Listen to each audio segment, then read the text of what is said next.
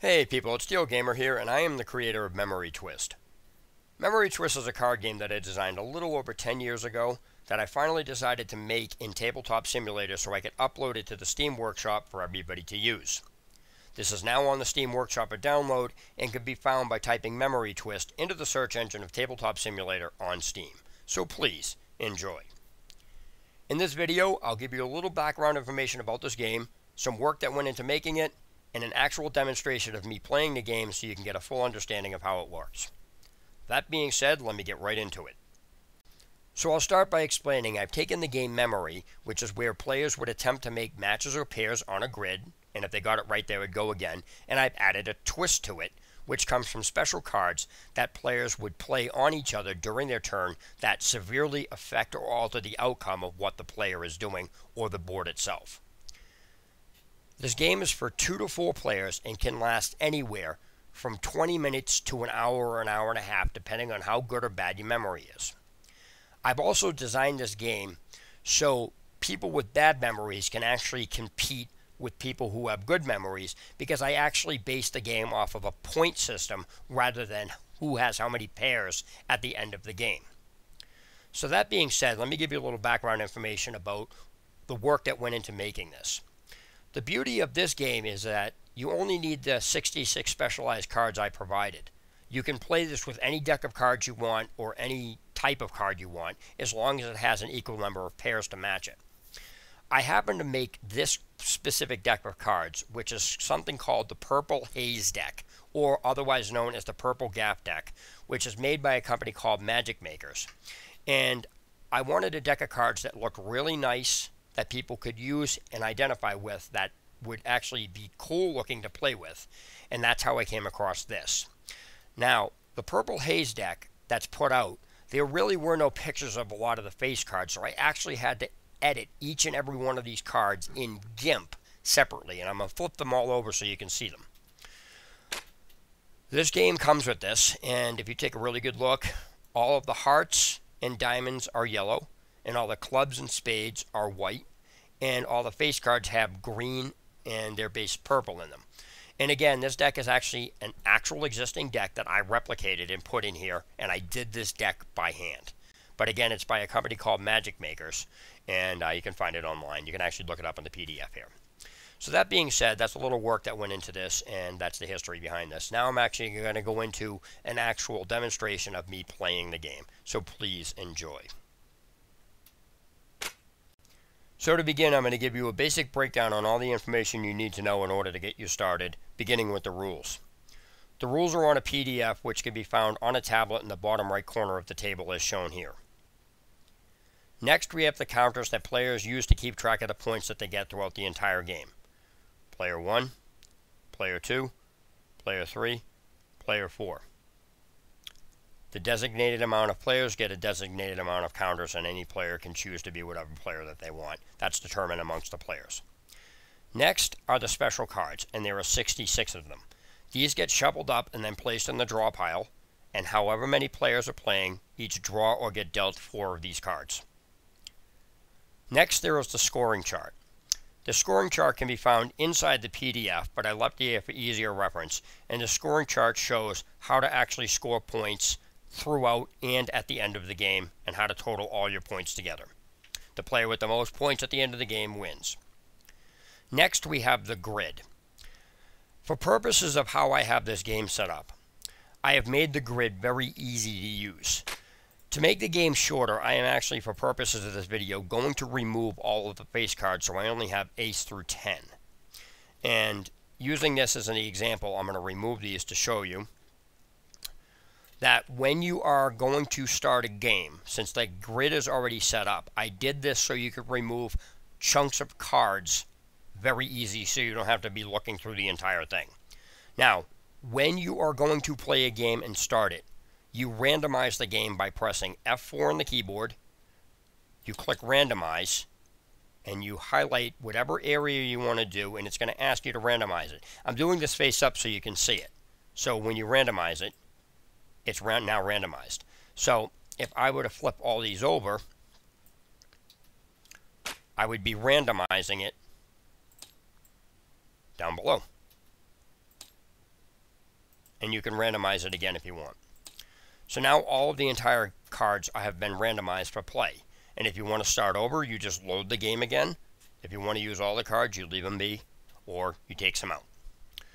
Now, when you're doing a hidden zone, because there are cards in here that say no player is allowed to see what you're doing on the grid, you press both B for blindfold, and to double check to make sure nobody is cheating, you again press F4 and you do the hidden zone. You cover the area, and then you can just do whatever you want. So even if somebody removes their blindfold, they still can't see what you're doing. And then when you're done, you click F4, you click the hidden area, and then you click that again.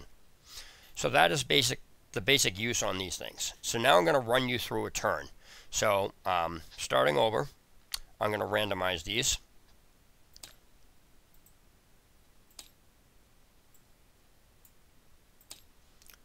And now let's say there were two people playing. I'm just going to put this here and this here. So I'm going to shuffle these specialized cards, place them in the draw pile. And for purposes of this video, I will be using these cards face up because I'm kind of like playing against myself right now.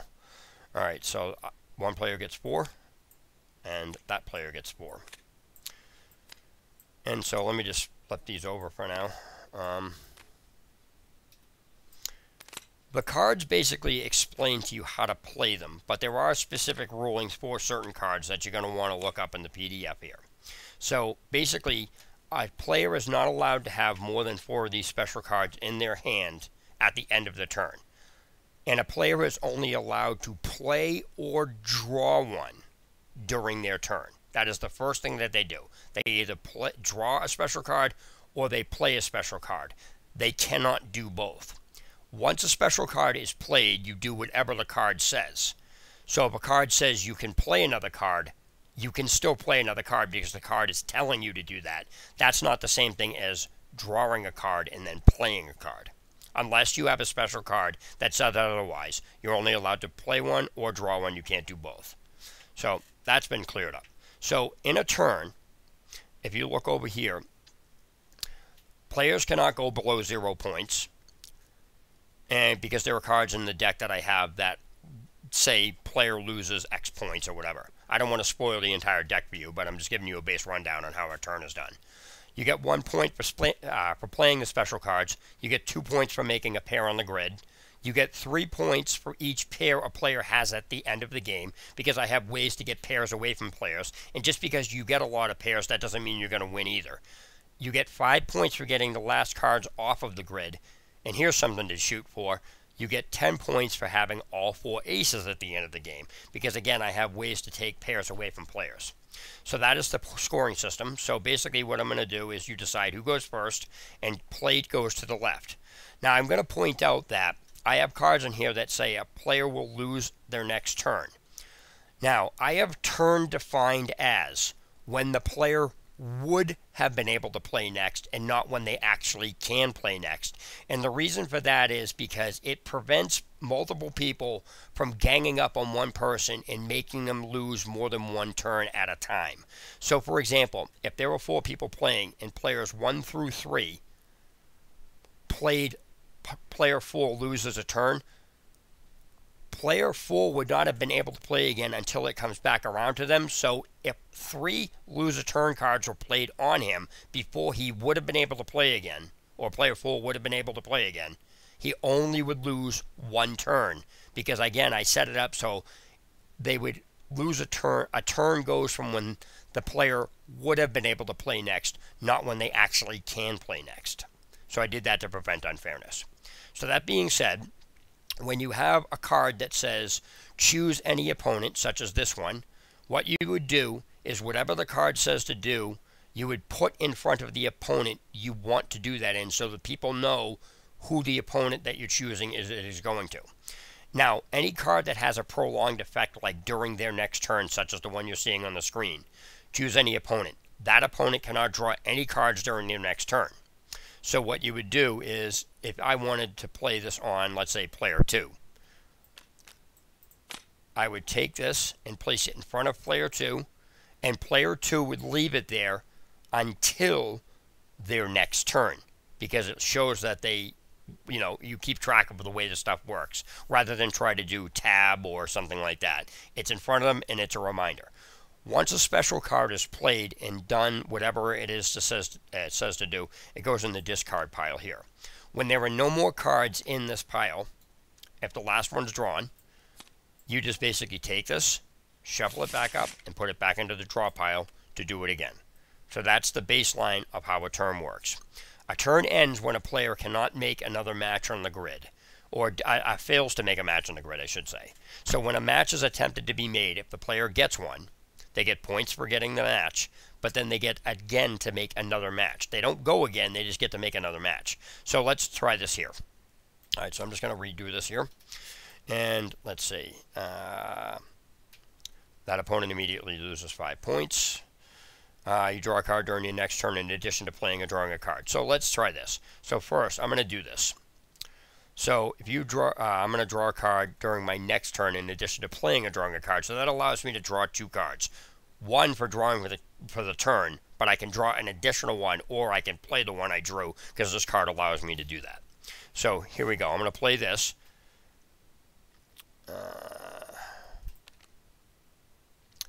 And I'm going to get a point for playing that because, as you see, I get 1 point for playing a special card. And then what I would do is I would attempt to make a match on the grid. So I'd flip this one over, and let's say this one. So that's 2 reds. It's hearts and diamonds are both yellow, and clubs and spades are both black. So in order to make a match, you would have to get 2 black 8s or 2 red 8s or whatever. So these are going back. Now that would be my turn. So now the next opponent goes. The opponent goes, and since you can't go below 10 points, you can't go below 0 points, it would be pointless to play this now. They could, and you go to 0, but it would be pointless to play it. So let me go here. All opponents discard their hands. There's a reason why it says all opponents. So he's going to play this one and get a point for playing it, and every single opponent would now discard their hand. So as you can start to see, it becomes a damper on being able to do anything with this game. So let me flip over a match for this pair here, 3 and a 9. So now I would draw because it's my turn, and since I drew, I wouldn't be able to play that, and I'm going to play that card next turn. So I would attempt to make a match. All players are always have to make a match unless a card says otherwise. Let's go into 10 and 5 and turn this back over. Let's see here. Choose any opponent. You choose one of the cards that the opponent flips over on the grid during their next turn. And the ruling for this card is, it's in the PDF, but basically what happens is the opponent who's flipping flips their card first. And the reason for that is because if you flip a card over and I know you know where that pair is, I can actually prevent you from getting the pair, rather than if I would have flipped the card over first and then the opponent I played it on flips it over next, they may know where that pair is. So you're actually using this card to prevent them from getting a pair, which is what you basically want to do. You don't want them getting pairs because that gives them points. So let me see. Flip over 1 additional card on the grid. I'm going to start playing some of these cards so you get a gist on how this game is. So he gets 1 point for playing the card. And then I get to flip over an additional card on the grid this turn. And it says if a match is not made with that card that's flipped over at the end of the turn, then you flip it back over. And basically the reason for that wording is because matches can't stay on the grid. So I have to explain what to do with it if you didn't make a match. So let's say you wanted to do this, and then the third card can be here. So if no match was made with the card that got flipped over, it gets flipped back over, and then these two. So next, I'm going to play this for my turn. I'm going to get a point for playing it, and it says, you choose any card that was flipped over on the grid this turn to remain face up until any match is made by any player. So I would flip my 2 cards over, and I would choose to leave that one face up. Now, if you had multiple cards, such as, a card said you can flip over an additional card next turn or whatever, or if another card was flipped up or whatever, you can choose to remain any card that you flip over during that grid, during that turn. So I'm just going to leave that up. So now that helps out people. So now he's going to go, and So he's going to play this, and now he's going to flip over any card. He's going to play that, so he's got 3 points. Actually, that goes in the discard pile. So let's go in here now. So he's going to go attempt to make a match. So let's see, 7 and 3, 8. Oh wow, I was close. So that gets there, and that again remains face up because no a match has to be made by any player. So now I'm going to draw. Now you have to draw or play. You don't have to do both, but you do have to draw or play. All opponents are not allowed to see any cards you flip over in the grid this turn. All right, so let's try this. Flip this over, and then so if he were going to do this, he would have to choose the card I flip over. So let's say he knew I knew where a pair was. He would flip something else over, preventing me from getting a match. So let's flip that back over and then back over. Now it's his turn. Since he has this, he's just going to draw. Choose any opponent. That opponent loses their next turn. Okay, so now he's going to make a match on the grid because he drew. He can't play anything. So it's kind of a relief when you see somebody drawing. It's like, okay, I know they're not going to play anything on me. So now that gets turned back over. So now I'm going to play this, and all opponents are not allowed to see any cards you flip over on the grid this turn. So what I'm going to do is you would blindfold yourself, and then you would use the hidden option. And then let's say I wanted to flip this one over and this one over. If you make a match at this point, you have to tell them to take off their blindfold and undo it to show them a match is made. And then you would get to attempt to make the match again hidden, because no opponent's allowed to see any cards you flip over during this turn. So let me grab this and go back here. So now it's his turn again. He's going to play this, get a point, and I'm going to lose my next turn. So he's actually going to go twice in a row. Now the thing with going twice in a row is that you can't just go, okay, I'm going to go into my next turn. You have to say, okay, my turn's ended, so that way everybody knows. So you say, okay, I'm going into my next turn. So now he's going to draw a card, and then he's going to attempt to make a match. So I would have lost my turn, because that's when I would have gone next. So that's about it. And that's basically the demonstration, and really all there is to it. So I hope you guys enjoy the game. I hope you guys utilize this for what it is. And again, you can use any deck of cards you want on this. This is just a deck that I put it with. You can put anything you want on here. Just these 66 cards and follow the rules. Well, thanks for watching. I hope you enjoyed the game. Get it off Steam Workshop. And drop me a comment on what you think. It's TL Gamer signing off. Have a good day or night.